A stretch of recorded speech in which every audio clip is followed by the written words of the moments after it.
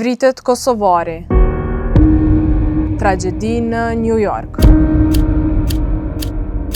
Një mëngjes i zakonshëm në Brooklyn u kthye në tragjedi për kosovarin. 41 vjeçari Burim Havulli me prejardhje nga llapi vdiq tragjikisht me 13 nëntor në Brooklyn, pasi u përpoq ta ndalonte një vjedhje në ndërtesën ku ai e mbikëqyrte. Ai u përball me një grabitës që po mundoi të vëdhte pakun nga holli në ndërtesën që punonte.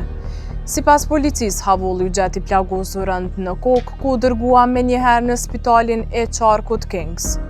E pas lëndimeve kritike që ai kishte, ndërroi jetë.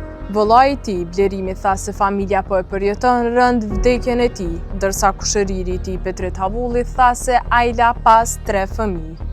Ndryshe, policia e New Yorkut njoftoi se një person është marrë në pyetje, por deri tani nuk janë ngritur akuza dhe se hetimet për zbardhjen e plotë të rrethonave të ngjarjes vazhdojnë. E për vdekjen e Havullit kanë njoftuar edhe familjarët e tij në rrjetet sociale. Familja të ndjerit kanë njoftuar se varrimi i Burim Havullit do të bëhet në Kosovë.